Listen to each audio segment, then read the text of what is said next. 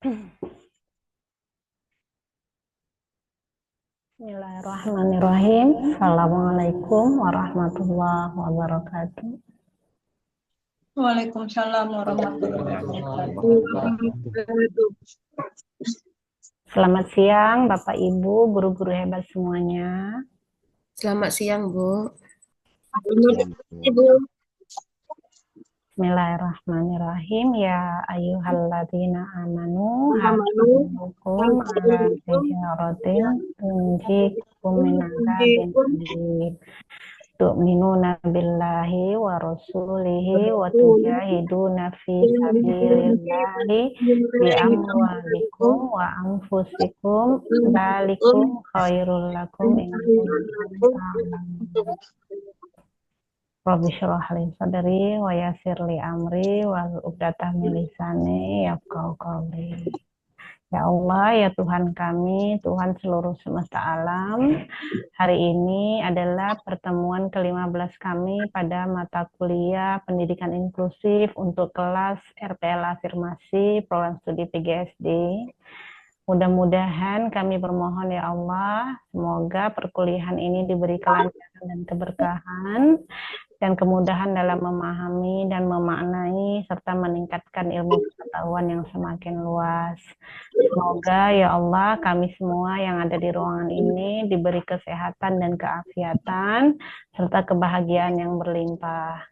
Semoga ya Allah sembari bertambahnya waktu dalam diskusi di ruang kelas Zoom ini, semakin bertambah kebahagiaan kami, semakin bertambah keberkahan kami, dan di penghujung kelas ini nanti semoga Allah menyimpulkan kami sebagai orang-orang yang baik dan orang-orang yang diberkahi dalam limpahan kebermanfaatan, dan mudah-mudahan ilmu pengetahuan di mata kuliah ini kami semua bisa menyebarluaskannya untuk menambah kebaikan yang semakin luas pula.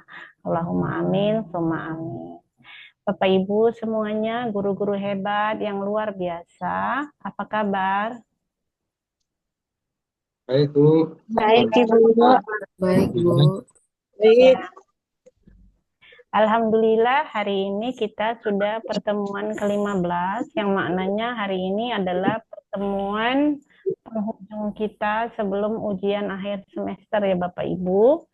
Hari ini agenda kita masih ada kelompok presentasi satu lagi yang insya Allah akan dituntaskan di hari ini. Bapak Ibu tentu karena ini adalah pertemuan terakhir, saya perlu sekali untuk memastikan keaktifan Bapak Ibu semuanya. Jadi untuk Bapak Ibu yang belum sekiranya menyuarakan ataupun memberikan sharing dan kontribusi yang lebih luas terhadap mata kuliah ini tentang kajian dan materi yang sudah kita diskusikan beberapa kali, sudah hampir tentunya ada sekitar kita semuanya ada 14 pertemuan, berarti yang sudah berlalu adalah 13 pertemuan. Untuk satu semester pertemuan seluruhnya total adalah 16 pertemuan, dan itu juga dikurangi dengan satu pertemuan mid semester dan satu pertemuan ujian akhir semester. Maka dari 16 total perkuliahan aktif ada sekitar 14. Karena hari ini adalah pertemuan terakhir, saya sangat mengharapkan semuanya hadir secara aktif, membuka layar dan menunjukkan wajahnya, agar saya juga lebih bisa memaknai kehadiran Bapak Ibu. Sebab tidak bisa dipungkiri Bapak Ibu, meskipun nama Bapak Ibu tertulis di sini, dan kadang-kadang Bapak Ibu juga join di Zoom, namun dengan minimnya keaktifan Bapak Ibu, tentu minim juga pemahaman saya untuk mengenali Bapak Ibu dan keaktifan Bapak Ibu secara signifikan. Jadi mohon sekali kerjasamanya Bapak Ibu untuk hari ini lebih menunjukkan kehadiran Bapak Ibu supaya saya bisa lebih mengenali Bapak Ibu untuk menyimpulkan hasil keaktifan Bapak Ibu selaku mahasiswa yang mengambil mata kuliah pendidikan inklusif bersama saya. Jadi kalau selama ini sudah sebagian besar cukup aktif dan kooperatif, namun saya masih menemukan ada beberapa nama yang sangat minim sekali untuk keaktifannya. Kebetulan saya setiap pertemuan rata-rata saya rekam. Jadi Bapak Ibu, jikalau Bapak Ibu merasa kurang berkenan, mungkin bisa ditonton dari sebagian rekaman video yang sudah saya upload di YouTube. Begitu ya Bapak Ibu. Hari ini kelompoknya untuk Ibu Leni, begitu ya Ibu Widi? Iya, Ibu. Iya, Betulnya masih ada satu lagi kelompok Pak Hasan, Ibu. oh, kelompok Pak Hasan apa belum tampil ya? Belum. Belum. Oke. Jadi ini bagaimana? Apakah saya mau buka materi dulu atau Bapak Ibu sudah ready? Karena kelas kita itu sampai pukul 15.30. Karena kita mulainya pukul 14. Izin Ibu, eh, kami dari kelompok 9 kemarin sebentar Bu, agak bisik. Bentar ya Bu ya. Kemarin kan Bu, waktu apa udah saya SS materi kami ke Bapak apa ya? Bapak Ardi. Bapak Bambang, Pak Bambang. Nah, beliau juga nggak nampak pula di Zoom ini saya tengok Bu. Pak Bambang Iya. yang Kita satu kelompok Bu Rima ya. Iya Pak Hasan. Ya, tadi saya udah Ada. japri Pak Bambang itu di sekolah tak bawa laptop, tak bawa print out-nya juga ini. Oh, bentarlah dulu Pak ya, berkomentar tolong dulu. Pak Bambang Ibu-ibu itu Bapak yang mana ya? Tidak ada Bambang daftarnya. Sabto, Bambang Bols. Oh, Bentar Yang ya Bu selalu ya, background-nya pemandangan Bu di hutan.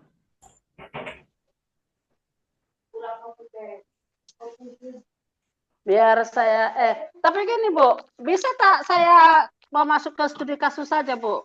Kalau yang itu kan pengertiannya apa segala macam itu kan udah berulang-ulang di ini. boleh. Ini Ibu Leni sudah ready apa belum? Oh sekarang kelompoknya Bu Leni.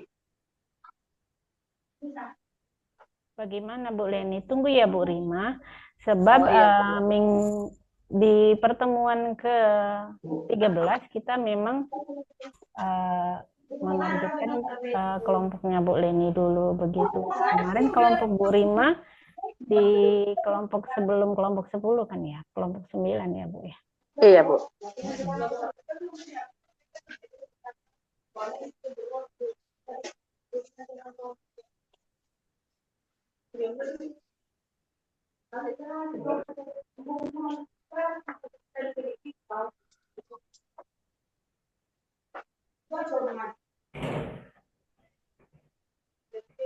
Assalamualaikum Ibu. Iya, waalaikumsalam Ibu Leni. Bagaimana Ibu Leni? Iya Bu, Alhamdulillah. Insya Allah bisa Bu. Oh iya, ya. Kalau begitu, jadi saya tidak usah share materi dulu ya, karena untuk efisiensi waktu. Jadi nanti Baik Bu. Bu Rima setelah Bu Leni ya, karena kita pertemuan sebelumnya kita sudah menargetkan untuk presentasi kelompok Bu Leni yang kelompok terakhir, begitu ya urutannya. Nanti baru setelah Bu Leni, baru kita lanjut ke kelompok 9 untuk mundur lagi ya. Oke Bu.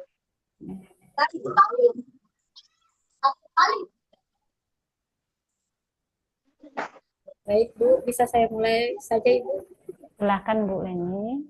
Baik, Bismillahirrahmanirrahim. Assalamualaikum warahmatullahi wabarakatuh. Waalaikumsalam warahmatullahi Selamat wabarakatuh. siang Bapak Ibu semua. Hari ini alhamdulillah berkesempatan kami di kelompok terakhir, kelompok 12 untuk mempresentasikan tentang implementasi penerapan pendidikan inklusif di sekolah kami masing-masing. Alhamdulillah kami dikelompokkan di kelompok 12 yaitu ada Ibu Julaila, saya sendiri Leni Fitriani dan Ibu Nani Mastura. Nah, kami bertiga membuat tugas ini dengan berdiskusi tentang keadaan di sekolah kami, tentunya tentang inklusi. Sebelumnya kami izinkan untuk memberikan pengertian tentang pendidikan inklusi. Pendidikan inklusif adalah suatu konsep atau pendekatan pendidikan yang bertujuan untuk mencakup semua individu tanpa terkecuali. Sekolah inklusi adalah tempat di mana setiap anak dapat diterima menjadi bagian dari kelas tersebut dan mendapat dukungan dari guru dan teman sebaya serta anggota masyarakat lainnya agar kebutuhan individualnya terpenuhi. Implementasi penerapan pendidikan inklusif di sekolah kami masing-masing. Bagi Ibu Dilaila belum pernah melaksanakan dan juga belum pernah mendapati peserta didik yang berkebutuhan khusus. Sedangkan Ibu Nani Mastura juga belum melaksanakan, namun pernah mendapati siswa berkebutuhan khusus di kelas saya dengan cara bekerja sama dengan orang tua dalam menangani siswa tersebut. Nah, kalau di sekolah saya, Bapak Ibu, alhamdulillah sekolah inklusif ini sudah terlaksana, namun memang belum sempurna seperti yang mungkin diharapkan oleh program pemerintah. Sedikit saya jelaskan tentang program inklusif di sekolah saya. Sekolah inklusif tersebut sudah berjalan kurang lebih 2 tahun dan ini karena ini saya buat PPT-nya karena pertemuan pertama dulu ya Bu, waktu diberi tugas, jadi sudah berjalan beberapa bulan, jadi insya Allah hampir mau 2,5 tahun ya pendidikan inklusi ini berada di sekolah kami. Pendidikan inklusi jalan di tempat saya mengajar. Ada 11 anak istimewa yang terdata di Dapodik yang kami dampingi perkembangannya dan kebutuhannya dalam belajar. Di antaranya mengalami gangguan emosional, perilaku, kesulitan belajar, dan spesifik lainnya. Anak istimewa tersebut setiap harinya berada di kelas reguler dan beraktivitas sama seperti teman lainnya. 3 kali dalam sepekan, Ananda mendapatkan stimulus secara individu di kelas khusus sesuai kebutuhan yang dibutuhkan oleh Ananda tersebut. Semua kegiatan dan perkembangan di ruang stimulus akan ditransparansikan, dilaporkan kepada orang tua dan juga wali kelas masing-masing. Hadirnya Nanda Istimewa ini membuat kami terus belajar dan berusaha menjadi tempat yang aman bagi mereka. Nah, di 11 anak ini ada 7 orang yang didampingi oleh shadow. Nah, shadow ini untuk sementara waktu disediakan oleh orang tua masing-masing. Jadi untuk shadow yang memilih orang tua masing-masing untuk mendampingi anandanya bagi rekomendasi dari sekolah, yaitu dari kami, apabila anak tersebut memang membutuhkan pendampingan. Jadi di kelas kami ada 11 anak dan ada 7 shadow. Setiap pekannya shadow tersebut akan kami beri pengetahuan tentang penanganan anak-anak kebutuhan khusus ini, karena background shadow 90% itu belum ada pengalaman dan mereka memang belum pernah menangani anak-anak berkebutuhan khusus seperti ini. Jadi kami merasa perlu shadow tersebut mempunyai bekal atau sedikit ilmu untuk dapat menangani anak-anak berkebutuhan khusus di sekolah kami. Kerjasama kami juga alhamdulillah sejauh ini terjalin dengan orang tua murid. Saat PPDB itu penerimaan murid baru, jika ada kami menemukan tanda-tanda anak-anak kebutuhan khusus tersebut, maka kami akan meminta kepada orang tua tersebut untuk memeriksakan anaknya tersebut ke tumbuh kembang. Setelah mendapatkan hasilnya, jika memang mereka tergolong dalam kebutuhan khusus, maka kami akan langsung memproses program yang akan kami buat di sekolah inklusi tersebut. Dan tentu saja ini atas persetujuan orang tua ya Bapak Ibu. Kami tidak memaksakan jika ayah bunda tersebut mau anandanya mendapatkan stimulus di kelas kami. Kebetulan kami mempunyai ruang khusus yang kami sebut dengan kelas bintang. Di sanalah teman-teman berkebutuhan khusus mendapatkan stimulus sesuai dengan kebutuhan mereka masing-masing selain mereka mengikuti kegiatan sehari-hari di reguler. Jadi kami mempunyai jadwal khusus dan penanganan khusus untuk anak-anak ini, yaitu di kelas bintang yang kami buat.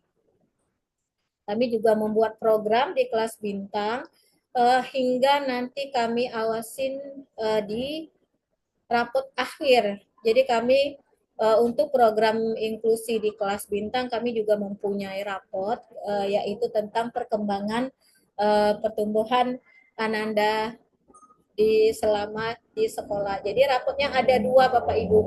Ada rapot di kelas bintang dan juga ada rapot yang dari dinas itu di kelas reguler gitu Bapak Ibu. Demikian mungkin yang akan saya sampaikan sebelum kami tutup. Ada quotes yang menurut saya sangat memotivasi kami sebagai guru, tentunya terutama khusus bagi saya, yaitu jika seseorang anak tidak bisa belajar dengan cara kita mengajar, mungkin kita harus mengajar dengan cara mereka belajar. Nah, dengan begitu saya pribadi mungkin tidak ada background untuk menangani teman-teman berkebutuhan khusus ini. Dengan coach ini insya Allah saya memulai untuk bagaimana menangani, mempelajari mereka hingga mereka mendapatkan tempat yang nyaman, perlakuan yang nyaman, stimulus yang nyaman bagi mereka. Jadi insya Allah kami terus belajar, kami terus berbenah, kami juga berharap bisa mendampingi mereka menjadi pribadi yang mandiri, pribadi yang bermanfaat juga bagi orang banyak dan juga bisa membanggakan orang tuanya. Demikian Bapak Ibu presentasi kami, kelompok kami pada hari ini. Silakan Bapak Ibu yang ingin ditanyakan, jika ada yang mau ditambahkan.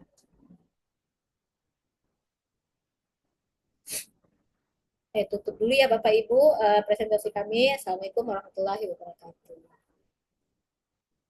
Silakan Bapak Ibu.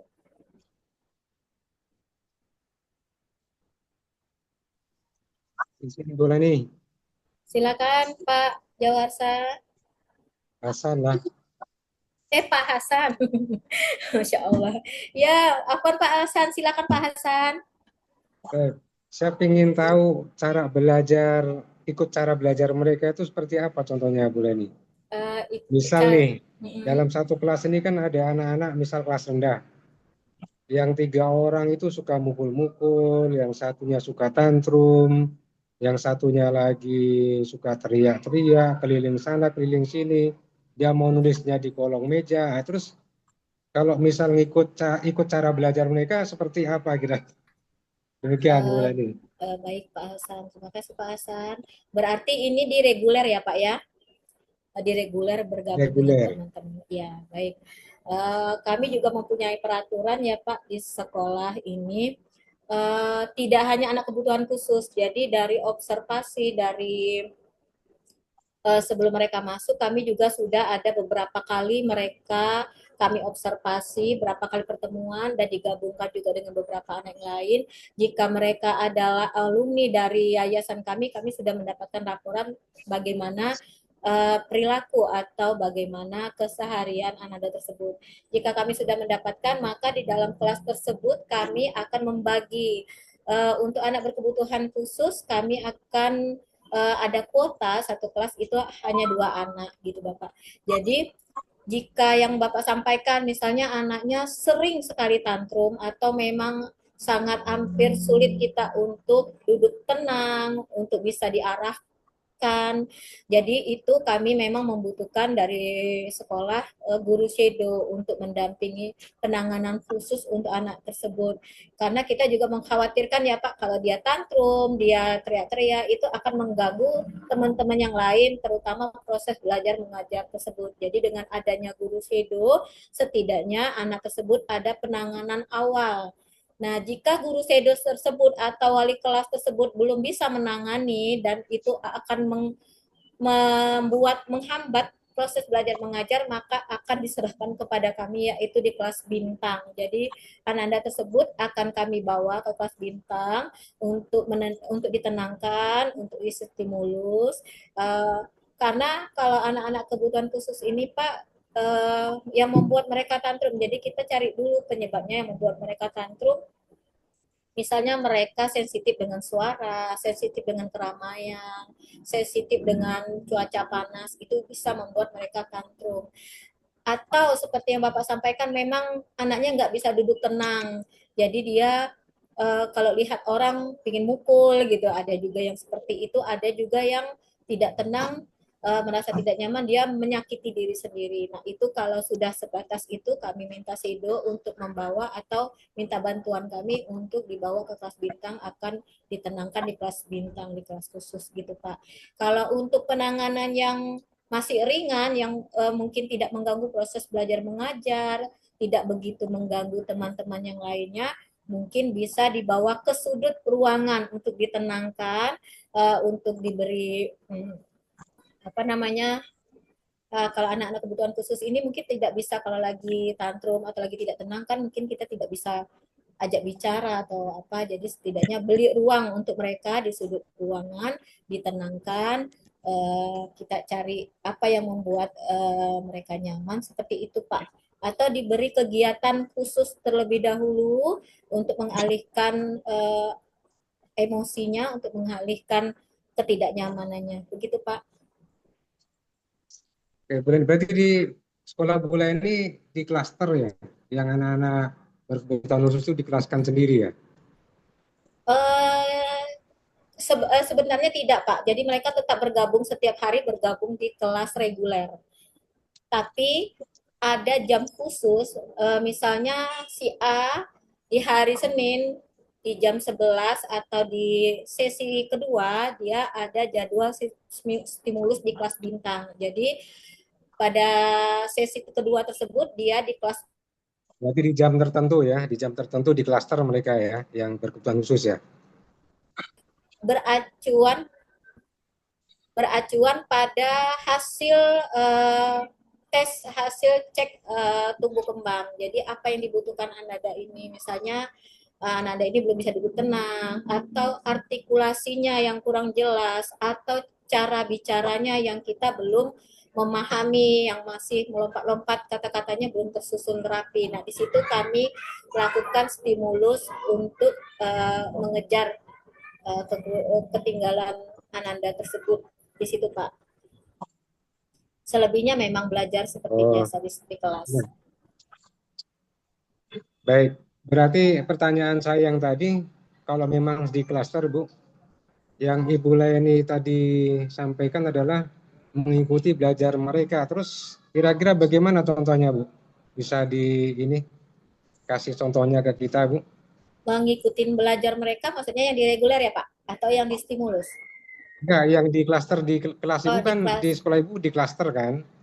Otomatis di jam tertentu mereka dipisahkan di kelas kan khusus, gitu. Iya, itu satu orang satu guru satu anak gitu, jadinya seperti terapi gitulah Pak. Tapi kami kalau terapi kan berbeda ya, mungkin agak lebih kompleks penanganannya dan juga dengan penanganan khusus gitu. Sementara di sini kelas bintang kami memberikan yang sesuai dengan kemampuan kami. Itu penanganannya misalnya gini Pak, kami ada media-media yang bisa, misalnya dia sensitif dengan sensorinya tangan atau telinga atau suaranya, misalnya dia sensitif dengan suara. Jadi kami memberikan stimulus dengan suara. Jadi ini kan kebetulan nih ruangan ini di tepi jalan ya Pak nih. Alhamdulillah riwahnya nih mobil-mobil berjalan lewat lewat-lewat. Dan juga sekolah kami dekat bandara, Pak. Dekat bandara satu hari itu mau 5 atau 6 kali pesawat lewat gitu. Jadi bagi Ananda suaranya yang bising. bagi Ya. Ananda yang sensitif, sensori pendengarannya itu akan terganggu, dan mereka membawa handset gitu, Pak. Awalnya mereka membawa handset dari rumah, jadi setiap pesawat lewat itu dia akan tantrum, dia akan teriak, jadi dipakai handset untuk mengurangi sensitivitasnya. Jadi di kelas bintang, di kelas stimulus, kami akan memberikan berbagai macam bunyi-bunyian yang untuk membuat Ananda tersebut terbiasa. Nah, jadi terbiasa, bukan kami hindari, malah kami berikan, dibiasakan Ananda tersebut mendengar, dan kami memberitahu bahwa ini adalah suara pesawat, dan kami beri juga gambar pesawat tersebut. Pesawat itu seperti ini, dia berbunyi, apa yang berbunyi mesinnya. Pesawat itu lewat sama seperti mobil, motor yang mereka lihat sehari-hari. Jadi seperti itu. Dan juga seperti afirmasi positif. Afirmasi positif misalnya bahwa pesawat itu tidak akan menimpa mereka, tidak akan menyakiti mereka, tidak akan membuat mereka tidak akan dibawa atau diapain gitu. Jadi mereka juga merasa itu hanya kendaraan yang lewat, namun suaranya memang seperti itu. Jadi alhamdulillah ada Ananda di sini, memang ada anak satu, dia memang sensitif banget dengan sensori pendengarannya, Pak. Jadi setiap kali pesawat lewat dia akan teriak, berlarian di lapangan, dan dia tidak akan nyaman, dipegang juga dia nggak mau. Dan alhamdulillah setelah kami lakukan treatment, kami lakukan stimulus, udah berkurang, dan alhamdulillah sekarang dia malah berani naik pesawat. Yang dulunya tadi takut dengan suara pesawat, sekarang dia sudah bisa keluar kota dengan naik pesawat. Lalu bertambah lagi dia takut dengan suara toa azan gitu, Pak. Nah, kebetulan kami kalau waktu awal kan Ananda tersebut pulang pukul 12 bertepatan dengan azan. Jadi waktu dia berjalan ke parkiran untuk pulang, saya tahan dulu nih di dekat musola biar dia terbiasa mendengarkan suara azan, suara toa. Sambil saya tunjukkan suaranya itu dari sini keluarnya, dari toa, lalu berjalan agak ke dalam. Saya kasih lihat orang yang azan tersebut. Nah, ini suaranya dari abang ini loh yang azan, lalu keluar ke toa.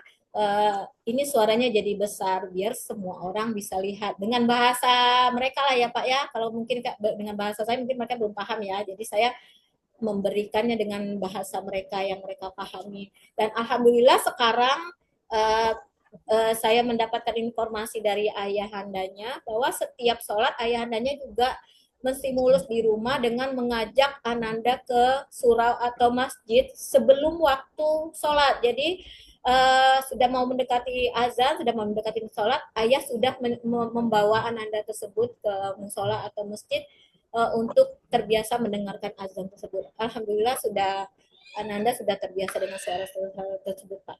Begitu Pak Hasan. Oke Bu, berarti teknisnya itu seperti apa Bu? Kalau boleh kami tahu tuh, di jam tertentu kan otomatis dia meninggalkan jam pelajaran reguler kan ya? Iya benar. Nah, jadi untuk anak-anak kebutuhan khusus ini, kami tidak memfokuskan di akademis, Pak. Jadi memang kami fokuskan terlebih dahulu, kalau kita lihat piramida perkembangan itu, Pak ya, di bawah untuk kognitif atau untuk akademis itu paling atas piramidanya. Jadi kalau untuk anak-anak kebutuhan khusus di bawah adalah perkembangan ini dulu Pak, misalnya perilaku, bahasa, motorik. Nah, itu dulu yang kami bedah. Jadi kami memang menyampaikan kepada ayah dan bunda bahwa untuk akademis kami tidak terlalu memfokuskan ke sana terlebih dahulu. Jadi kami akan membedah di bagian bawah, di mana Ananda ini kendalanya di mana, misalnya komunikasi, sosialisasi, motorik, ada juga yang motorik kasar, motorik halus, ya kan,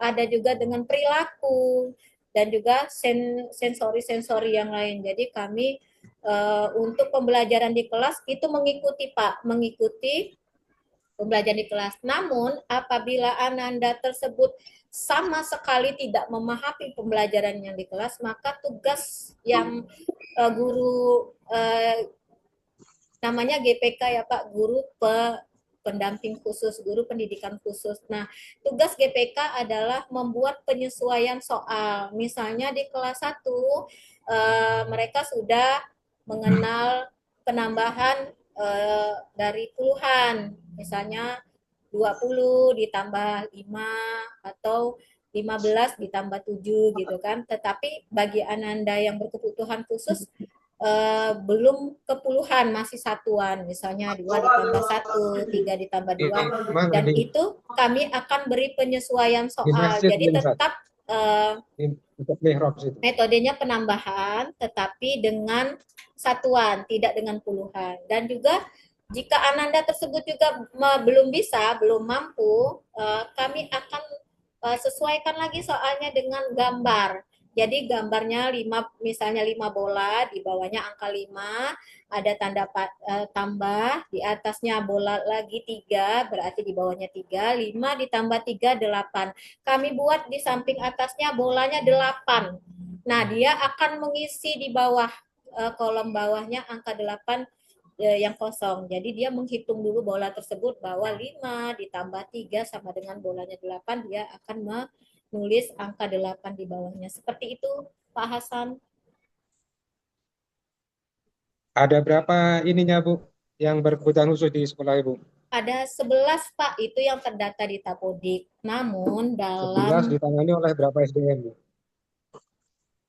Itu disebar berbagai kelas, Pak, dari kelas 1 sampai kelas 5. Jadi, ya, maksudnya yang menangani berapa orang itu? GPK-nya ada 3, ya. Pak. GPK-nya ada 3 ya. Baik, Bu. Terima kasih, Bu. Ya, sama-sama Pak Hasan. Karena di sekolah kami dulu, di sekolah induk tuh pernah juga ada namanya sekolah ceria. Jadi anak-anak yang berkebutuhan khusus itu nanti di jam tertentu sama kayak di sekolah Ibu ini. Cuman itu di tahun 2012. Itu hanya berjalan sekitar 1 tahun. Selepas itu karena SDM-nya nggak ada, akhirnya ya udah kembali ke setelan pabrik, masuk ke kelas reguler semuanya gitu. Karena SDM-nya tak ada sampai sekarang. Oke, Bu. Terima kasih, Bu. Iya, baik Pak, sama-sama. Ya, memang itu juga salah satu kendala ya Pak, kalau kita untuk membuat sekolah inklusi ini. Dan alhamdulillah yayasan kami itu sebelum melakukan menjadikan sekolah ini sekolah inklusif, mereka sudah mempersiapkan. Jadi mereka juga tidak berpikir bahwa anak-anak kebutuhan khusus di sekolah kami ini tidak hanya ditangani oleh GPK, tetapi adalah tanggung jawab kita semua. Makanya sebelum inklusi ini memang benar-benar dijalankan, yayasan sudah memberikan pelatihan bagi kami semua, tidak hanya guru, tidak hanya tapi semua anggota sekolah, termasuk sarpras, termasuk juga karyawan yang lain, untuk mendapatkan pengetahuan tentang anak-anak kebutuhan khusus ini, Pak. Jadi dimanapun anak kebutuhan khusus ini selama di dalam sekolah, insya Allah semua anggota sekolah ini sudah setidaknya mempunyai modal untuk memahami, untuk mengetahui keberadaan ananda tersebut dan bagaimana penanganan awalnya bagi mereka gitu Pak. Jadi alhamdulillah yayasan sudah memberikan juga bagi-bagi guru-guru, terutama guru-guru di dalam kelas gitu Pak. Baik, ada lagi Bapak Ibu guru yang ingin bertanya?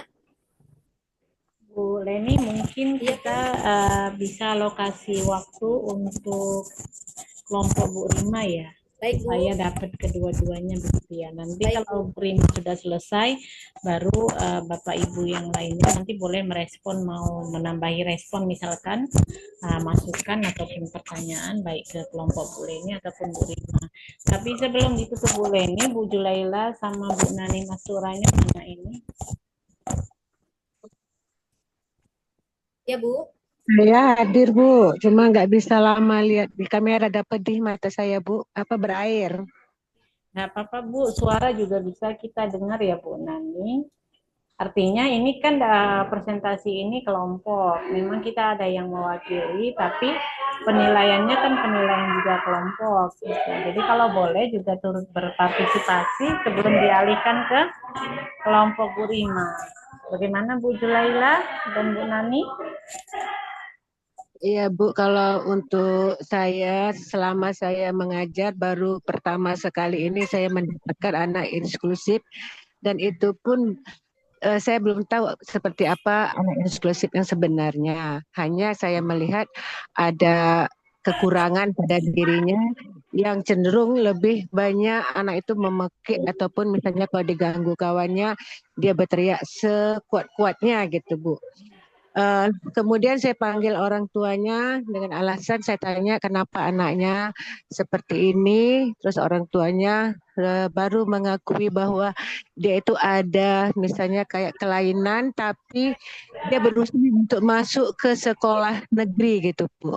Ya saya coba juga bekerja sama dengan orang tuanya kalau ada permasalahan yang misalnya dia belajar atau apa, saya langsung berhubung dengan orang tuanya juga.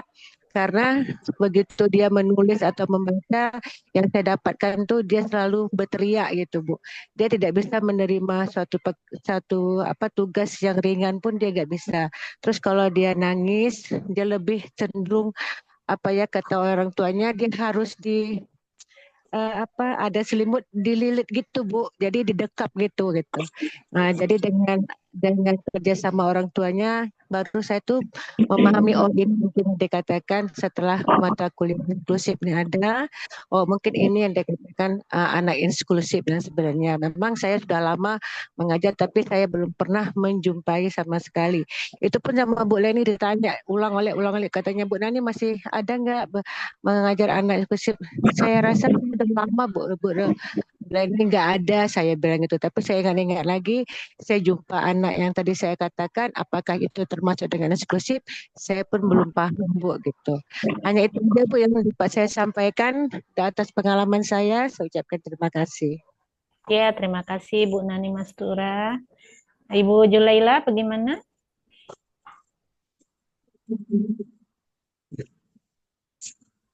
Masih adakah Bu Julaila?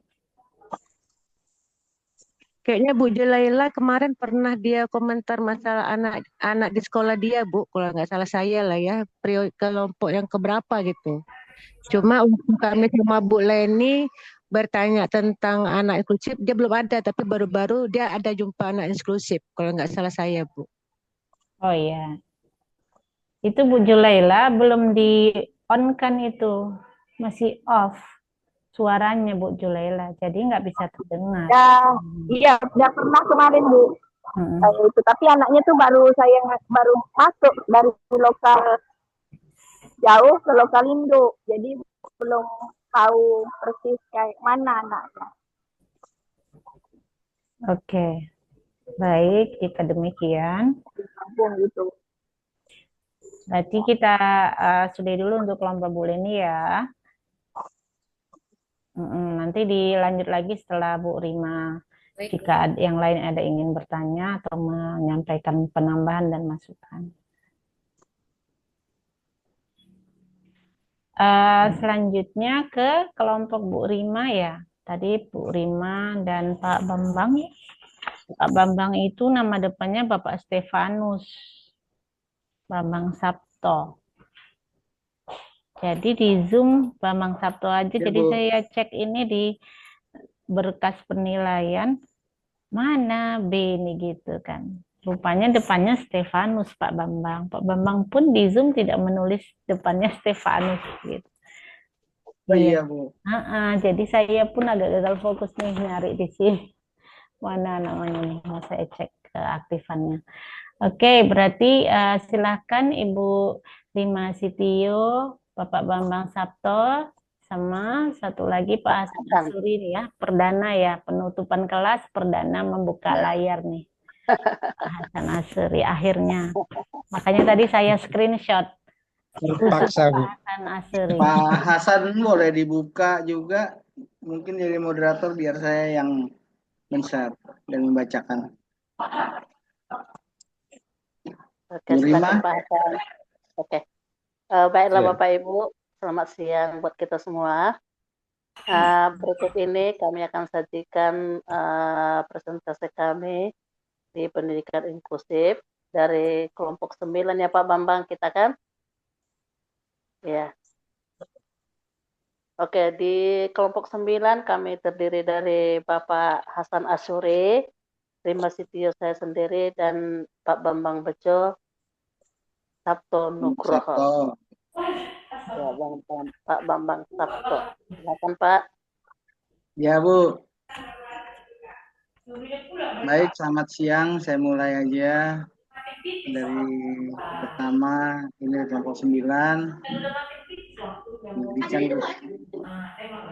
Pendidikan inklusif adalah sistem pendidikan yang memberikan kesempatan kepada semua peserta didik, termasuk anak berkebutuhan khusus untuk belajar bersama di sekolah reguler dengan layanan yang disesuaikan dengan kebutuhan masing-masing.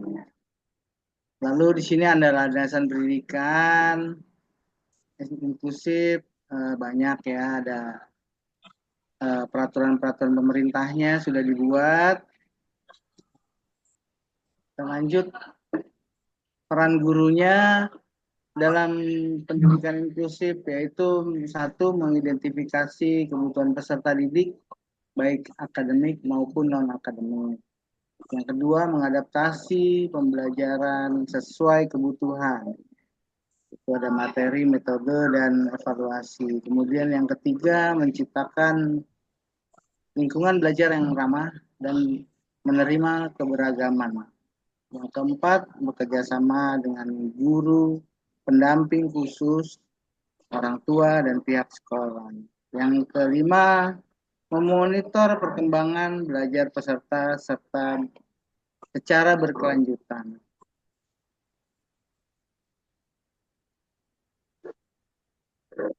Lalu tujuan pendidikan inklusif memastikan akses pendidikan untuk semua anak tanpa diskriminasi. Lalu kedua juga ada mengembangkan potensi siswa secara optimal sesuai kemampuan masing-masing.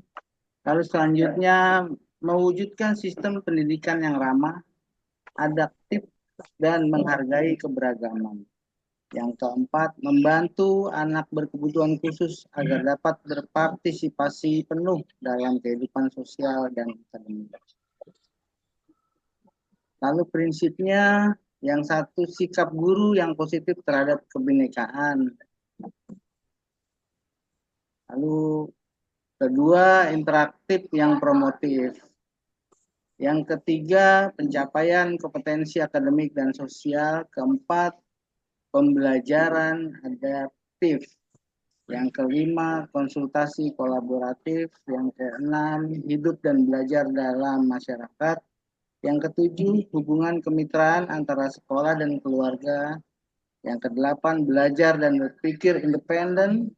Yang kesembilan adalah belajar sepanjang hayat. Lalu juga ada pendidikan inklusif terdiri dari 6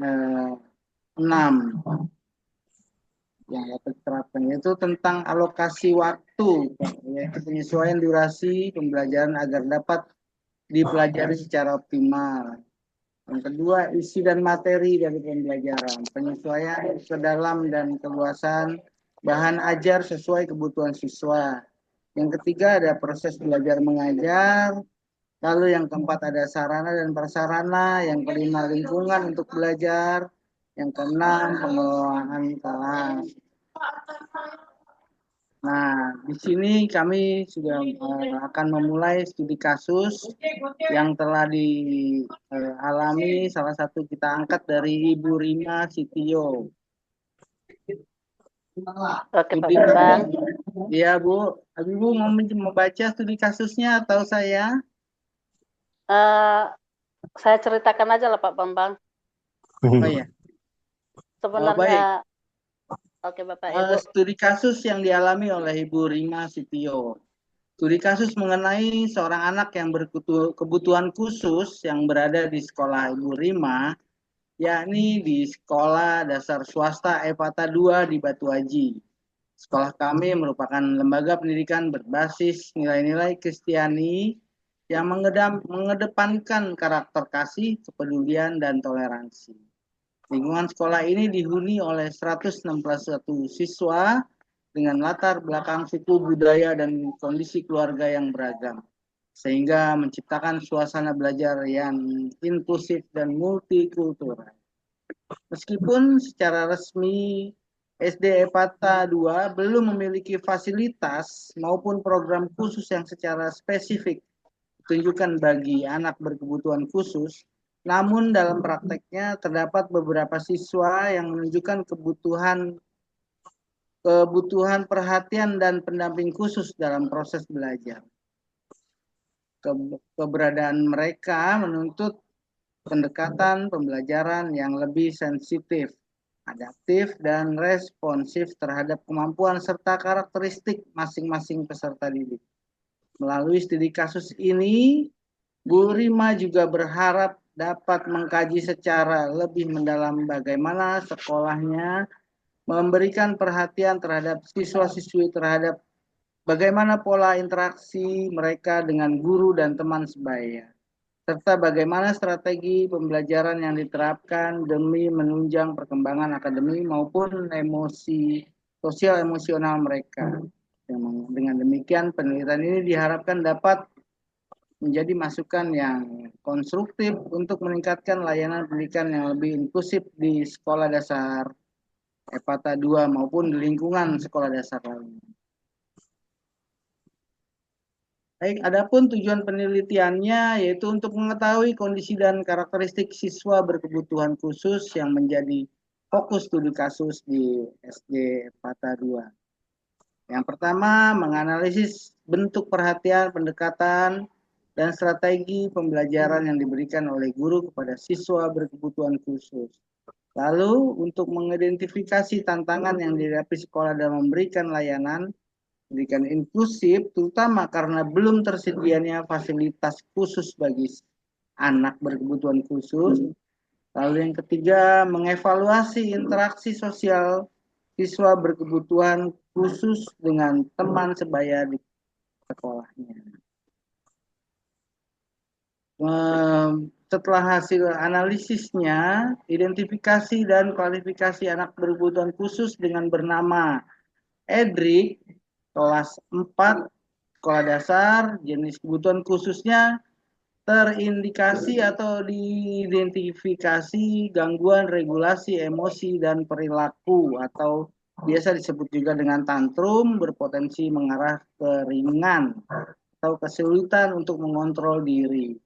Riwayat perkembangannya saat kelas 1 sering tantrum, tidak mau pisah dari orang tua, kesulitan saat beradaptasi dengan lingkungan sekitar. Namun saat ini perilaku tantrum jauh lebih berkurang.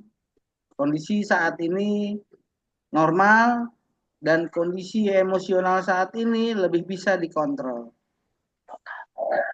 Dulu, keadaan Edric lebih cenderung impulsif atau perilaku bertindak atau mengambil keputusan secara tiba-tiba tanpa berpikir panjang mengenai konsekuensi atau akibatnya. Sering juga didorong oleh emosi dan keinginan sesaat. Lalu sering mudah meledak dan kini bisa lebih terkendali. Kondisi sosialnya mulai dapat berinteraksi lebih baik dengan teman, walaupun kadang masih sensitif jika keinginannya merasa tidak dipahami. Lalu sosial ekonominya termasuk memiliki keluarga yang berkecukupan, orang tuanya kooperatif atau mau bekerja sama dengan pihak sekolah dan sportif terhadap pendidikan anak. Hambatan belajarnya karena sekolah Ibu Rima belum menerapkan pendidikan inklusif, jadi mudah terdistraksi atau kondisi ketika perhatian atau pikiran seorang teralih dari fokus utama oleh gangguan tertentu saat pembelajaran. Sensitif terhadap perubahan rutinitas dan kesulitan mengendalikan emosi saat frustasi. Potensi dan kekuatan belajarnya memiliki kemampuan akademik yang lebih, terutama dalam belajar bahasa Inggris. Dapat fokus lebih lama jika pembelajaran melibatkan aktivitas fisik dan visual. Lalu Bu Rima dengan cara-caranya dapat mengatasinya dengan beberapa cara, yaitu menggunakan gambar, foto atau bagan untuk menunjukkan urutan aktivitas harian agar siswa tahu apa yang akan terjadi selanjutnya. Lalu menginstruksikan dengan memberikan arahan yang singkat, langsung, dan menghindari bahasa yang sulit dimengerti siswa dan yang membingungkan. Lalu ada persiapan untuk transisinya, memberikan peringatan atau jeda waktu beberapa menit sebelum berpindah dari satu kegiatan yang lain untuk mengurangi resiko tantrum atau luapan emosinya. Kemudian berusaha juga untuk membatasi kebisingan, cahaya yang terlalu terang, atau dekorasi kelas yang terlalu ramai untuk mencegah beban sensorik yang berlebihan.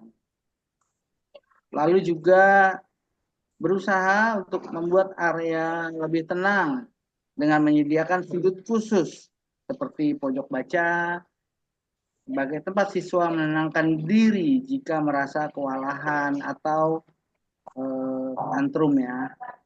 Terus posisi duduknya juga menempatkan siswa di lokasi yang minim gangguan namun tetap mudah dipantau oleh guru.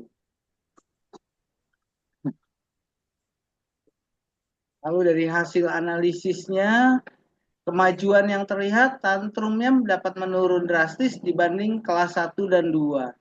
Sudah mampu menyelesaikan tugas akademik lebih konsisten. Lalu sudah bisa minta izin jika merasa tidak nyaman, tidak langsung meluapkan emosi. Hasilnya perkembangan positif terjadi karena intervensi perilaku konsisten atau penerapan serangkaian strategi yang teknik secara terencana dan seragam untuk memenuhi atau mengubah perilaku individu ke arah yang lebih positif dan keterlibatan orang tua yang sportif. Lalu tantangannya tadi sepertinya sudah selesai. Jadi demikian paparan dari kelompok 9 kami kiranya dapat ditanggapi dan ada beberapa kasus juga seperti Pak Hasan juga memiliki kasus tapi kayaknya kemarin sudah diceritakan secara lisan ya Pak mengenai azam. Nanti bisa dinaikkan juga studi kasusnya. Terima kasih Bu, Pak atas kesempatan yang sudah diberikan pada kami.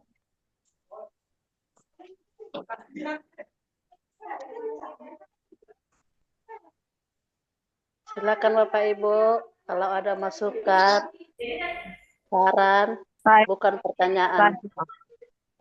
Oh, boleh. Selamat siang. Ya, Bu. Ya, boleh. Saya mau menanggapi apa yang sudah dipaparkan dari kelompok 9 tadi, yaitu mengenai anak yang sudah bisa dikatakan di label dia itu anak tantrum akibat yang bernama Erik tadi. Yang bernama Erik tadi tidak bisa ditinggal orang tuanya. Yang menjadi pertanyaan saya, Bu, berapa lama dia karena dia kelas 1 tadi itu ya. Berapa lama dia tidak bisa ditinggal sama orang, harus ikut sama orang tuanya. Karena pada umumnya kelas 1 itu banyak yang seperti itu. Tetapi bagaimana cara kita untuk melakukan pendekatan kepada anak dan kepada orang tua? Itu nanti ada triknya. Jadi saya mau bertanya dulu, berapa lama anak ini mengalami? Itu Bu. Terima kasih. Oke Bu. Pada awalnya memang Cedric ini kalau di antara orang tuanya Bu ya, dia itu nggak mau ditinggal, hampir sebulan lebih. Jadi dengan guru-guru melihat kondisi seperti itu, kebetulan juga orang tuanya seorang 1 bulan lebih ya. Jadi setelah 1 bulan apa yang dialami anak? Awalnya kami melalui pendekatan, jadi setiap dia diantar orang tuanya, guru piket yang bertugas pada hari itu langsung mendekati dia, memeluknya, membuat dia merasa nyaman gitu kan Bu, dengan langsung membawa dia ke ruang yang istilahnya yang tidak membuat dia panik. Misalnya kita bawa dia ke kantor dan kita ajak dia bicara, kita ajak dia bercerita-cerita sehingga dia merasa terayomi gitu Bu. Jadi perlahan-lahan dia lupa dengan ini orang tuanya ini.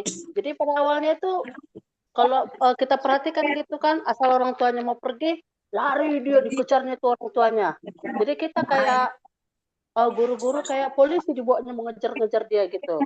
Tapi kan karena kita usahakan dulu dengan cara begini, kita usahakan dengan cara pendekatan yang ini, kita suruh orang tuanya kamu ibu antar sampai gerbang aja dulu, biar kita guru yang turun tangan untuk mengatasi tantrum dia gitu. Kami pokoknya ketika dia diantar pagi sekolah itu, kita langsung guru-guru piket yang ada itu langsung menyambutnya, langsung menyelaminya, memberi semangat, memberi support. Jadi dia merasa nyaman. Dan itu kami lakukan ada sekitar 1 bulan, Bu Reni. Ya kita nggak bosan-bosan melakukan. Memang kita nggak ada keahlian khusus untuk menangani seperti itu. Tapi ya puji Tuhan hal itu bisa kita atasi. Oke. Saya menanggapi sedikit ya Bu ya. Kalau 1 bulan saya rasa itu hal yang wajar karena apakah ini makanya kalau misalnya seperti ini apakah dia dari dasarnya sudah pernah sekolah, 1. Kemudian apakah di rumahnya dia anak tunggal, itu pengaruh. Ya, yang ketiga, apakah si anak ini ya terlalu dalam lingkungan keluarganya dia selalu sama mamanya. Itu bisa terjadi. Jadi kalau misalnya di tahun ajaran baru ya, ketika kita menerima anak itu dipertanyakan. Itu kan ada kan mengisi apa? Kalau kami ya ada itu data anak, kami tanya apa kebiasaan anak, apa nama panggilannya di rumah, agar kita dekat sama anak. Sebelum kita menghandle dia, kita harus tahu dulu apa yang sering dilakukannya. Itu ya. Kemudian itu yang kami lakukan. Jadi di sini saya kasih masukan pada umumnya anak tunggal ya itu memang sedikit bukan sedikit itu manja dan selalu lengket sama orang tuanya. Namanya dia anak semata wayang. Kemudian anak yang tidak mempunyai kebiasaan untuk berbaur di tempat yang ramai itu juga bisa terjadi. Jadi ini penting ketika awal penerimaan murid baru kita melakukan itu. Jadi ada persiapan kita untuk menghandle tiap-tiap anak. Jadi saya rasa kalau masih 1 bulan hal yang biasa Ibu. Jangan pernah untuk ini kita putus asa. Ya kita harus berusaha seperti yang saya katakan tadi. Itu aja yang mau saya tanggapin ya. Untuk implementasinya anak yang bernama Erik ini saya rasa tidak terlalu secara spesifik gitu ya. Artinya 1 bulan aja sudah cukup bagus orang Masih Ibu untuk pelajaran Bu ya. Iya, karena dia kelas 1. Makanya saya katakan tadi itu dari awal itu kita mau melihat dulu bagaimana si anak ini dari awalnya. Itu penting untuk data pribadinya lah ya. Jadi itu penting kita wawancara kepada orang tuanya. Yang kami terapkan di sekolah seperti itu Ibu Rima. Terima kasih. Mohon maaf apabila ada masukan saya ini salah. Terima kasih. Betul sekali Bu Rani itu. Iya Bu Rima. Terima kasih Bu. Di sekolah kami bahkan ada Bu Reni. Iya, kenapa Pak? Itu ada yang tipikalnya hampir mirip-mirip siapa si Hendrik ini ya. Iya. Cuman gini, dia nggak 1 bulan Bu Rima. Dia sampai ini mau kelas 2 aja masih harus, cuman nggak di berangkatnya ya. berangkatnya itu bisa dilepas. Setelah itu waktu zuhur, waktu sholat itu wajib omnya datang. Ya, seperti Bu Reni bilang tadi, karena background keluarganya emang benar, orang tuanya broken karena bercerai. Jadi ibunya sekarang di Australia, ayahnya masih ada di Batam sini, cuman nggak tahu gimana ceritanya, jarang ketemu gitu. Jadi sama omnya terus. Sehingga dari awal masuk hingga sampai sekarang ini, di waktu jam istirahat kedua wajib harus ada. Kalau nggak ada, udah dia nggak mau ngapa-ngapain tuh, diem aja, ngomong tak mau, makan tak mau, gitu kan. Jadi istilahnya tidur tak lena, gitu kan. Makan pun tak nyenyak, gitu kan. Ya, Bu Badaria. Seperti itu. Jadi kalau yang si Hendrik ini 1 bulan kayaknya kalau menurut saya masih batas wajar lah itu. Kalau hanya istilahnya sama dengan Pak yang dialami oleh Pak Hasan, ibu itu ibunya loh. Jadi setiap istirahat pertama nanti dia ibunya itu, karena ibunya kan guru juga kan Pak, digantikan dia sama opungnya. Opungnya lah yang selalu standby. Tapi 1 bulan aja Bu ya? Oh enggak, setelah itu opungnya lah yang mengganti gitu. Tapi yang rutin 1 bulan itu mamanya gitu.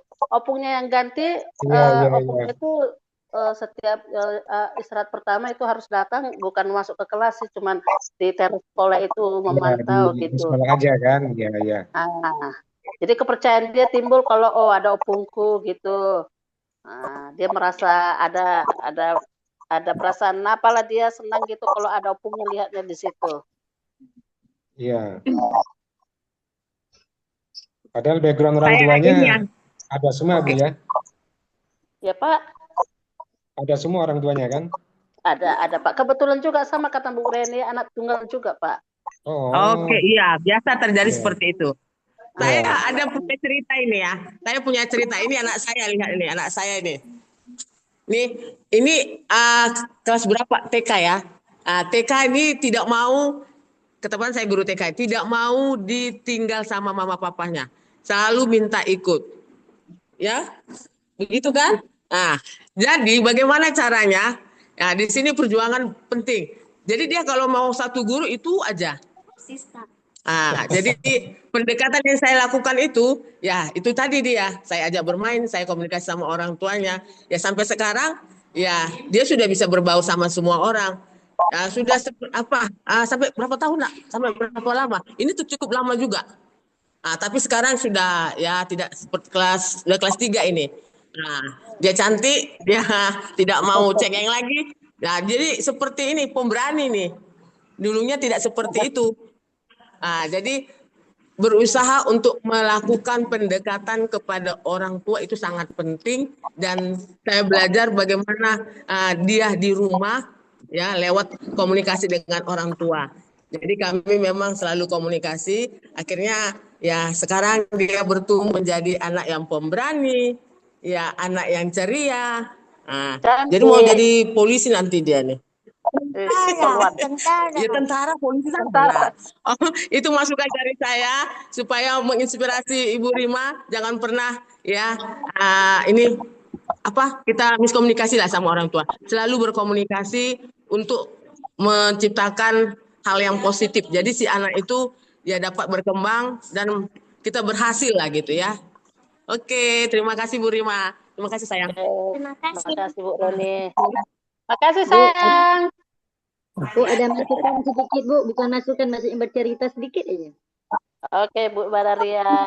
Oke, seperti yang dikatakan Bu Reni tadi, misalnya kita dari awal masuk itu memang perlu mempertanyakan, karena kita tidak tahu, misalnya 20 anak ataupun 30 anak yang masuk ke SD kita. Mungkin di dalam 30 itu kan ada yang punya, itu tadi ABK, anak berkebutuhan khusus.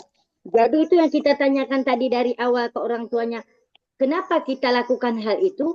Karena kadang-kadang tidak semua orang tua mau mengakui anaknya seperti itu. Betul itu Bu. Iya kan Bu kan? Iya. Karena tidak semua orang tua mengakui anaknya ABK, maksudnya anak berkebutuhan khusus. Dia menganggapnya biasa-biasa saja, bisa bermain seperti lingkungan anak biasa. Padahal dia tidak tahu anaknya punya itu tadi, berkebutuhan khusus. Tidak fokus kadang-kadang karena itu tadi tidak mengakui. Jadi pentingnya kita bertanya dari awal seperti katakan Bu Reni, itu tadi kita bisa bekerja sama antara sekolah dan orang tua. Baru bisa berhasil. Itu Bu ya. Ya. Kemudian yang Ibu Reni katakan juga kadang-kadang anak suka sama satu guru. Karena contoh di satu sekolah 10 guru. Mungkin semua anak tidak paham, Ibu paham lah. Mungkin semua anak tuh tidak ada yang menyukai misalnya semua guru kan. Contoh kita nih, ini kita jujur ya, di dalam ini kita Zoom nih. Mungkin di dalam 10 dosen ada yang kita tidak sukai. Betul kan? Betul, contohnya kita. Betul Enggak, tak? Bu. Iya, Kalau saya suka semua. Tidak bisa, bukan maksudnya dari cara penyampaiannya. Mohon maaf ya kalau untuk Bu Waryati jempol gitu. Kita kan seandainya. Iya, seandainya dalam kelas kita juga paham itu tidak semua anak suka dengan kita. Kita gitu. Nah, jadi mungkin ada yang dekat, ada yang kita yang mengerti anak kan beda. Kita ada yang mengerti dulu anak semua anak yang paham kita, satu anak ada yang tidak menyukai kita, seperti itulah. Nah, jadi tak perlulah kita cakap itu kan karena direkam nih, jadi paham-paham lah ibu-ibu ya. Nah, itulah tadi. Oke, terima kasih Bu Reni, Bu Rima. Terima kasih Bu Badaria buat masukannya. Ya, karena dia apa? Dia merasakan waktu kok dalam keadaan. Ya, jadi nanti yang kita nggak rekam baru kita cakap-cakap Bu Badaria. Oke, baik Bapak Ibu, sangat luar biasa meskipun di penghujung pertemuan tapi masih tetap optimal semuanya ya Bapak Ibu. Bapak Ibu, untuk efisiensi waktu izinkan saya mau mengecek dulu ini Bapak Ibu yang saya jarang sekali mendengar suaranya atau hampir tidak pernah Bapak Ibu. Boleh sebagian membantu ya. Sekiranya yang mana ini orangnya begitu, Bapak Ibunya yang mana ini begitu. Sebentar ya Bapak Ibu. Yang pertama saya itu butuh data untuk Ibu Feni itu ada atau enggak Bapak Ibu? Ibu Feni. Assalamualaikum Ibu dosen. Oh ada rupanya. Yang mana orangnya? Om kamera Bu. Iya, ini kan pertemuan terakhir ini Bu. Ya, Bu. Oh iya, bagaimana Ibu kesannya untuk satu semester ini boleh disampaikan terkait pendidikan inklusif? Bu, itu sudah banyak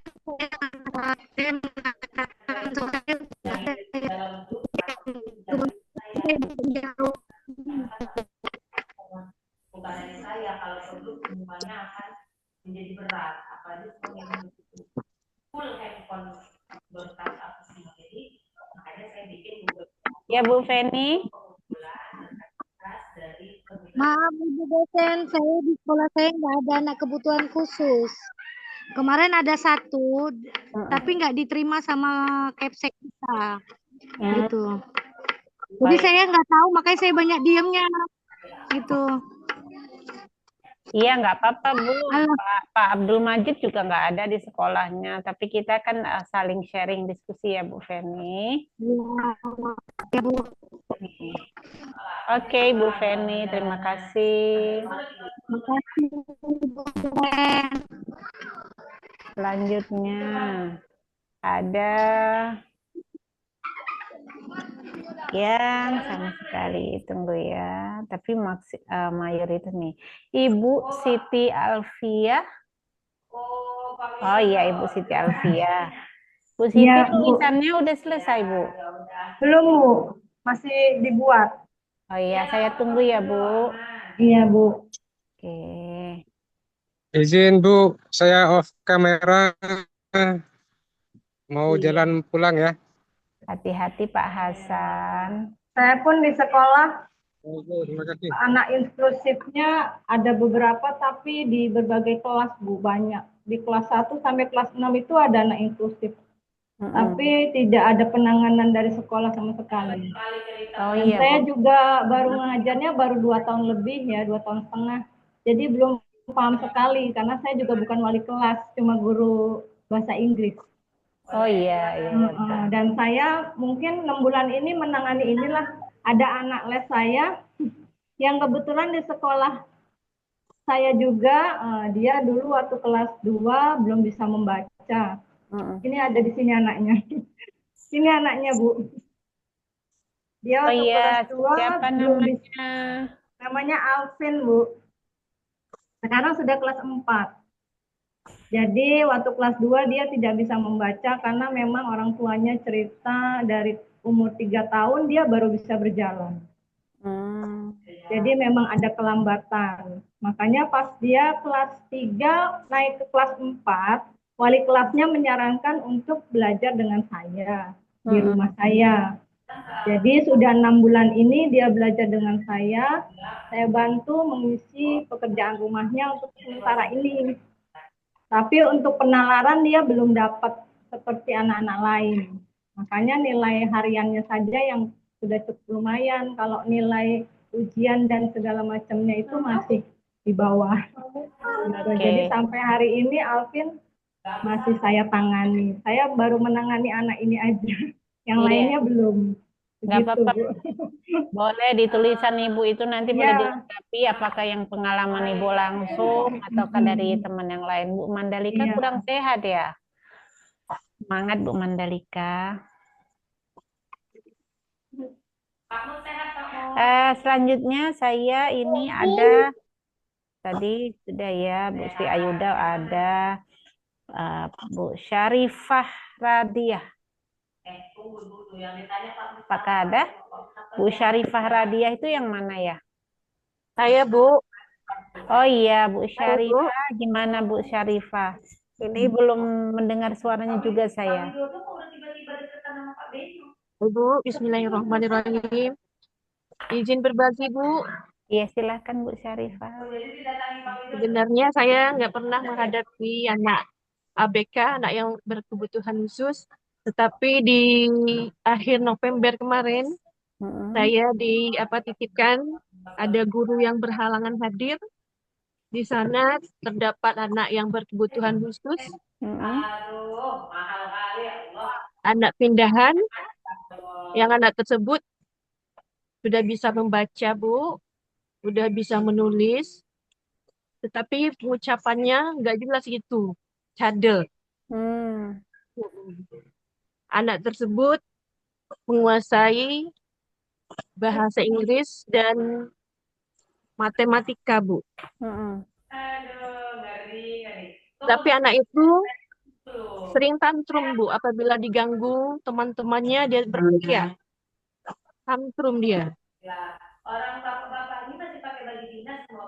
Alhamdulillah juga anak tersebut, orang tuanya sangat peduli, perhatian terhadap anaknya.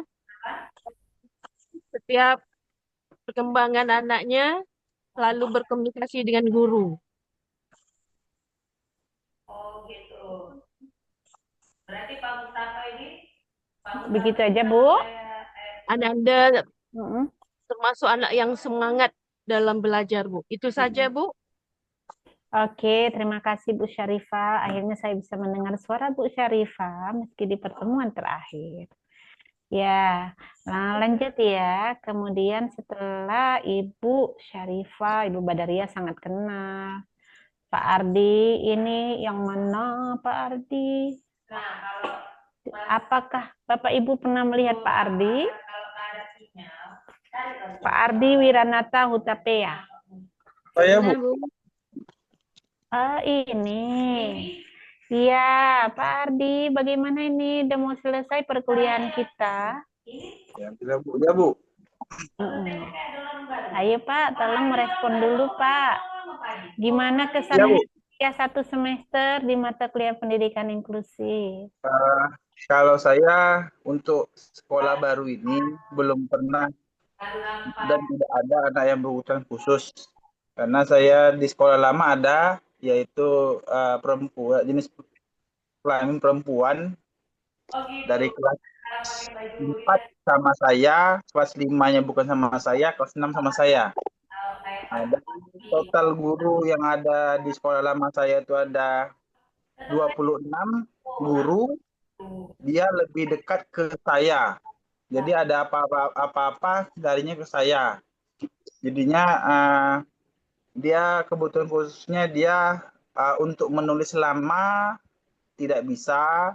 Terus itu cara pergaulannya lebih ke muda, lebih ke anak kelas 1. Jadi lebih nyaman dia berteman sama anak kelas 1 daripada teman sebayanya. Nah, jadi untuk menyisirnya, saya komunikasi sama orang tuanya, sering berhadapan sama orang tuanya, rupanya itu faktor dari orang tuanya juga seperti itu. Orang tuanya memang responnya kurang, dan bapaknya kurang responnya. Jadi saya usulkan kepada orang tuanya untuk nanti ketika SMP masuk ke sekolah SLB di daerah saya. Jadi kalau untuk pengalaman di sekolah baru saya belum ada sama sekali, belum ada siswa yang berkebutuhan khusus, normal semua. Oke, baik. Terima kasih Pak Ardi jika demikian. Tapi walaupun Bapak belum mengalami, tapi sudah banyak dapat informasi ya Pak? Ya, sudah Bu. Ya, terima kasih Pak Ardi. Kita lanjut ke berikutnya Bapak Hendra. Bapak Hendra masih di rumah sakit Bu, HP-nya lowbat. Oh, sakit ya Bapak Hendra? Iya, di Japri barusan tadi langsung lowbat baterainya. Oh iya, ya nggak apa-apa. Kemudian Ibu Kartini. Kalau punya mic yang taruh di sini itu pakai mic. Kalau Bu Kartini. Ketika syuting. Iya, silahkan Bu Kartini memberi kesan penutupan ini. Kalau saya ada anak kebutuhan khusus di kelas 1. Saya ada juga anak kelas 1. Dia anak ini namanya Al Amin. Dia anak tinggal kelas. Tinggal kelas. Tak tahu menulis Bu. Tak pandai menulis, hanya coret-coret aja dia bisa. Tapi semenjak saya mengajar, dia mau menulis. Bisa menulis, sekarang juga sudah bisa mengeja, membaca. Cuman berhitung belum bisa. Berhitung belum bisa. Pasti dia kalau disuruh berhitung mau nangis karena tak bisa, belum bisa. Apalagi kalau menggambar. Tak bisa menggambar. Kalau menulis, membaca sudah bisa. Anaknya juga periak juga. Anaknya suka belajar. Anaknya cukup pintar lah. Cuman mungkin karena dia juga ada besar baru bisa berbicara. Sudah kelas apa? Dah umur 4 tahun baru bisa berbicara. Agak kurang penalarannya. Adalah. Lihat. Bukan. Nah ya. Ibu Kartini ini sambil ngomong ya, mengayun anak Ini ya. anaknya ada. Ya, di kelas 1 tuh ada juga anak yang kurang matanya Bu, matanya agak macam lain lah gitu. Kalau kita ngajar tuh harus betul-betul harus mendekati lah dengan huruf besar. Pokoknya tulisannya harus besar. Jadi dia bisa menulis. Kalau di papan tulis lama betul nengoknya gitu kan. Kita tulis di buku baru dia bisa mengikuti. Cuma atas itu. Baru dia bisa mengikuti. Oke. Nah, Ya, ya. Bu Kartini itu nanti selengkapnya boleh ditulis di bukunya ya. Iya Bu. Kemarin udah ditulis Bu. Kemarin udah dikirim juga. Oh, sudah dilengkapi yang poin ini. Iya, udah. Oke. Udah dikirim. Baik, Bu Kartini juga tambahkan perjalanannya sebagai guru, kemudian sebagai ibu ya. Ya, Bu. Di kuliah itu kok bisa ditambahkan Bu Kartini. Bisa nah. Bu. Oke. Lanjut, Ibu. Atas itu ya. Ke atas. Bu Nani Mastura.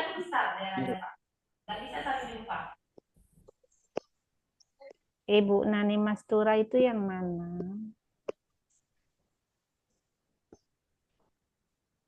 Lagi off cam juga Bu, beliau matanya udah beberapa hari sakit. Bu, permisi Bu, pamit dulu Bu ya, mau pulang. Iya Bu Tumia. Pamit ya Bu ya, kelas mau dikosongkan. Bu Tumiar belum pernah ngerespon juga ini ya? Pernah Bu, itu baru-baru dulu. Oh iya. Iya. Ini Bu Nani Mastura yang off cam aja ya, nggak komen ya. Pamit ya Bu ya. Iya Bu Tumiar, terima kasih. Kartini sama Bu. Pak Syafriyadi yang mana? Pak Syafriyadi. Bapak Ibu pernah ketemu Pak Syafriyadi di ruang Zoom ini? Pernah Bu. Pernah beberapa kali muncul beliau. Yang mana Bu? Di mata kuliah kita ada, mata kuliah inklusif ada. Dia berjenggot Bu. Beliau tuh jarang hadir, jarang on kamera, tapi ada sedikit jenggotnya di sini. Oh iya. Yang mana lah itu ya? Oke. Saya juga berjenggot Bu. Kalau Pak Jawarsa itu 24 jam nggak terlupa. Makanya saya agak sedih juga ini udah pertemuan terakhir, nanti nggak jumpa Pak Jawarsa lagi, nggak nampak senyum Pak Jawarsa. Memangnya di semester genap nanti Ibu nggak ngisi mata kuliah? Belum tahu Bu Mahmuda. Kan kalau kuliah itu kan kita tidak ada apa ya, memastikan seperti di level sekolah ya. Kalau sekolah kan ini yang ngajar ini tetap gitu. Tapi kalau level universitas kan berbeda-beda Bu pembagiannya ya. Ya kita nggak tahu rezekinya seperti apa. Tapi saya tetap mensyukuri alhamdulillah sudah ketemu satu semester di kelas ini yang luar biasa.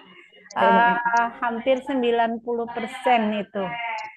Ya, hampir 90% semuanya. What do you mean? Kemudian Ibu Rahmiyati yang mana ini? Tadi tak pernah hadir Bu Rahmiyati, di dari Senayang tuh. Tetangganya Bu Kartini. Oh iya. Iya Bu. Jadi memang nggak kuliah, Bu Rahmiyati. Udah lama Bu. Kemarin kami nelpon suruh masuk seni rupa, dia bilang HP-nya mau rusak katanya. Saya bilang coba aja, tak mau dia, tak ada. Iya kan bisa kongsi sama Bu Kartini. Jauh Bu, di pulau dia di Rejai, saya di sini lagi di Tukul. Oh iya, baiklah Bapak Ibu, jika demikian. Bapak Ibu, saya mengaturkan ribuan terima kasih. Mohon maaf hari ini tidak bisa merespon panjang ya, keterbatasan waktu dan kita menuntaskan untuk itu.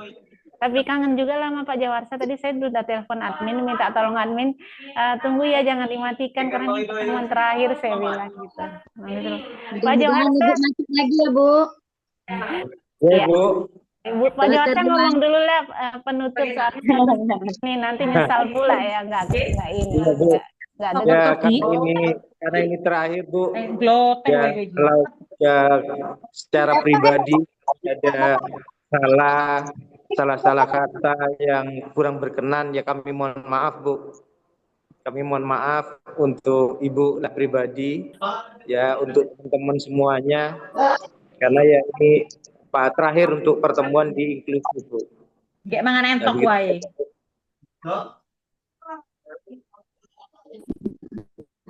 Jangan nangis lah Pak Jawarsa.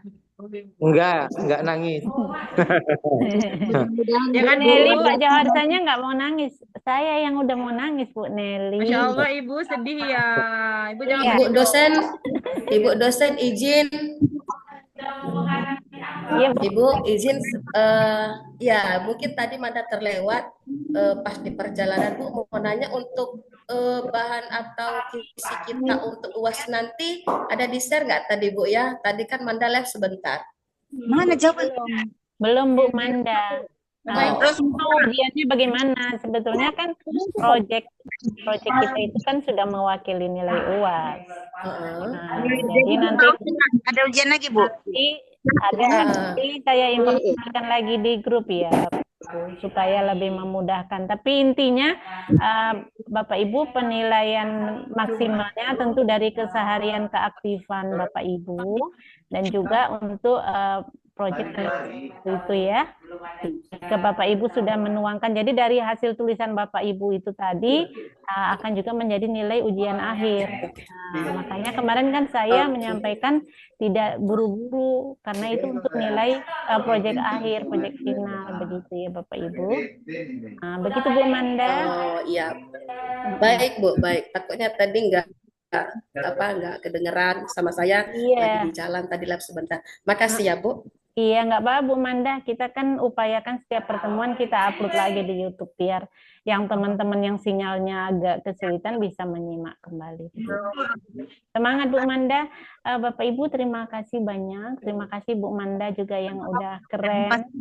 1 semester banyak kontribusinya. Ibu Rima, Ibu Widya Stuti, terima kasih sekali. Saya sudah sangat terbantu sekali. Banyak sekali Bu Widi ini membantu saya, alhamdulillah. Pak Jawarsa, orang tua kami, aduh luar biasa, selalu menginspirasi. Wilo jadinya. Apalagi semua luar biasa keaktifan di kelas ini, di mata kuliah ini, Bapak Ibu semuanya baik-baik sekali gitu. Sangat rajin, sangat optimis. Bu dosen jangan nangis, kami jadi sedih. Ini sebetulnya dibilang sedih, tapi ini juga rasa syukur ya. Ibu kami juga kalau ada kekurangan. Iya Bu Ramlah. Ini adalah rasa luar biasa ya. Kita itu dengarkan Ibu sambil ngajar ini.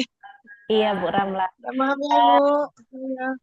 Diskusi kita itu sampai beberapa kali kita ada momen diskusi itu yang sampai betul-betul terharu ya, begitu mendengarkan kisah Bapak Ibu yang sharing perjuangan Bapak Ibu yang luar biasa, bagaimana permasalahan yang dihadapi dengan beragam siswa, kemudian bagaimana solusi yang Bapak Ibu sudah terapkan yang membuat kita sering nggak cukup hanya berkaca-kaca tapi sampai terharu meneteskan air mata. Terima kasih sekali Bapak Ibu semuanya untuk sharingnya yang sudah dengan ketulusan dan keikhlasan, walaupun saya yakin sekali Bapak Ibu sangat luar biasa kesibukannya juga, begitu energinya juga tetap maksimal, tetap rajin membaca buku, tetap sharing informasi, tetap gigih semuanya, mayoritas muncul di layar, begitu tidak patah semangat, semuanya penuh semangat walaupun Bapak Ibu sudah banyak sekali amanah tentunya yang diemban ya. Terima kasih banyak, saya haturkan ke ibunda kita, Ibu Reni Mareta Damani, sayang sekali gitu. Pokoknya. Terima kasih Bunda. saya juga sangat terharu. Saya banyak belajar dari kegiatan ini, bagaimana kita sharing ya. Jadi ada keterbukaan untuk saling mengisi. Karena kita seorang guru tidak lepas dari ini ya, kelemahan juga ya kan, ada kelebihan. Jadi saling mengisi, sepertinya dalam pembelajaran yang Ibu bimbing kami menjadi terbuka untuk mengisi gitu ya, saling mengisi. Terima kasih Ibu, panjang umur, sehat selalu, kita bisa ketemu nanti lagi. Iya, sedikit speechless ya. Yang penting begini, haru saya ini penuh rasa syukur Bapak Ibu. Saya rasa syukur, berterima kasih sekali. Alhamdulillah ala kulli hal, berterima kasih sama Allah Ta'ala sudah diberi rezeki yang luar biasa, anugerah luar biasa, bertemu Bapak Ibu yang hebat. Saya yang agak stalking story WA Ibu Widya Stuti, ketemu kawan-kawan di kelas ini, katanya rupanya cantik-cantik sekali ya. Mungkin kalau pas di Zoom ini kan nggak pas menunjukkan ke kamera. Jadi waktu berfoto bersama Bu Widi dan ibu-ibu yang lain itu ternyata cantik-cantik sekali, luar biasa, masih muda, lebih muda dari Ibu. Luar biasa. Saya senang ikut dengan keakrabannya seperti itu. Saya turut bahagia. Jadi kameranya jahat Ibu. Tapi memang cantik itu Bu Mahmuda, memang cantik. Aslinya tidak cantik. Tapi memang teman-teman cantik-cantik Bu, tidak sesuai dengan umurnya. Iya. Andai. Andai Bu Mahmuda. Kalau Bu Aji, Bu Nelly, Bu Rahma, Masya Allah. Saya aja sampai mana Bu Rahma, rupanya di depan. Iya, luar biasa. Ini tadi Ibu Ulfa belum ya Bu Ulfa. Semoga perjalanan lebih menyenangkan. Kenapa sama? Kenapa? Dia kan sesuai dengan ide pokok. Kalau dibilang sesuai, kan dari tadi ceritanya tentang kereta api. Di mana yang sesuai? Bu Sri Ayuda, emut kamera, Iya. Iya, baik Bapak Ibu, berhubung waktu kita juga sudah terbatas, sekali lagi saya mengucapkan terima kasih tak terhingga untuk kebaikan dan cinta Bapak Ibu yang sudah dicurahkan dengan penuh ketulusan di kesempatan kita selama 1 semester ini. Saya rasa lisan saya juga tak cukup untuk mengucapkan ribuan terima kasih yang tak terhingga. Tulus dari hati saya kepada Allah saya bermohon agar banyak limpahan kebaikan dan keberkahan untuk Bapak Ibu semua atas kasih sayang Bapak Ibu yang tercurah selama 1 semester ini, yang saya merasakan saya betul-betul penuh keberuntungan bertemu Bapak Ibu yang luar biasa hebat, yang sangat menginspirasi saya. Terima kasih Bu Leni, terima kasih Pak Joharsa, luar biasa. Ya, sama Bu. Widi, Bu Rima, terima kasih banyak Ibu Reni, Ibu dosen sehat-sehat selalu ya. Ya, Bu Badaria, Bu Asnuriati, walaupun jarang kedengeran, Bu Sri Ayuda, Bu Urulwati, saya terima kasih banyak. Artinya begini Bapak Ibu, kita tetap terus menjalin silaturahmi meskipun perkuliahan ini sudah berakhir. Harapan saya Bapak Ibu semakin berjaya dan mulia dalam membangun negeri ini untuk mencerdaskan anak negeri supaya negara kita menjadi negara yang semakin bermartabat, berakhlak mulia, dan sebagai negara yang penuh cinta, karena kita tidak bisa pungkiri tantangan kita terbesar adalah saat ini tergerusnya karakter dan rasa cinta yang tulus dari banyak insan di negeri kita gitu. Jadi bangsa kita ini butuh perjuangan, butuh kita semua untuk mengembalikan hati-hati yang tulus, perasaan yang tulus. Jadi Bapak Ibu, mudah-mudahan dengan kita yang sepakat untuk membangun negeri ini, mendidik anak negeri dengan penuh ketulusan dan cinta, serta kasih sayang yang luas, yang tanpa batas, mudah-mudahan peserta didik kita nantinya juga akan merasakan dan meresapi cinta tulus kita tadi, sehingga juga dalam kehidupan mereka akan memiliki cinta yang senantiasa tumbuh dan semakin tumbuh, sehingga harapan kita ke depannya mudah-mudahan negara kita ini menjadi negara yang aman damai, negara yang berkarakter, negara yang memiliki cinta yang tulus pula Bapak Ibu, negara yang saling bangsanya saling mendukung. Bapak Ibu percayalah, meskipun negara kita adalah negara yang besar, tapi jikalau kita bergandeng tangan, walaupun kita hanya bagian kecil dari seluruh pendidik di negara Indonesia ini, tapi yakin dan percayalah dengan memulainya kita ini menerapkan pendidikan inklusif dengan ketulusan cinta yang mendalam, insya Allah itu akan berdampak secara luas, secara bertahap. Bapak Ibu, terima kasih untuk tulisannya, nanti akan saya kumpul dan saya proofreading lagi. Jika sudah selesai nanti akan saya share ke Bapak Ibu, kemudian jika sudah selesai nanti akan kita publikasikan. Mudah-mudahan bisa berbagi manfaat yang luar biasa. Terima kasih banyak Bapak Ibu. Saya akan merindukan Bapak Ibu semua, Ibu Sri Morina, Ibu Sri Ayuda, Ibu Mandalika, Ibu Feni walaupun baru hari ini ketemu, Pak Ardi juga, Ibu Nani Mastura walaupun belum sempat ketemu. Terima kasih banyak semuanya Bapak Ibu, salam hormat dan penuh kasih sayang dari saya. Mohon maaf yang sebesar-besarnya, mohon maaf lahir batin jika banyak khilaf dan belum maksimalnya saya dalam menyampaikan perkuliahan di mata kuliah pendidikan inklusif ini. Mohon diterima rasa terima kasih dan rasa syukur saya kepada Bapak Ibu semuanya. Semoga Semoga kita tetap bersaudara Bapak Ibu hingga akhir hayat kita nanti, kita bersama-sama dalam hal kebaikan. Saya akhiri Bapak Ibu, Nasrul minallah wa fatul qarib wa basyiril mu'minin. Assalamualaikum warahmatullahi wabarakatuh. Waalaikumsalam warahmatullahi wabarakatuh. Terima kasih. Selamat Maaf lahir batin. Banyak salah. Sore Bu, sampai jumpa. Mohon Sampai jumpa di lain waktu. Siapa tahu kami ke Medan. Sampai jumpa lagi. Iya Bu, terima kasih. Saya izin matikan ya. Ya, Bu.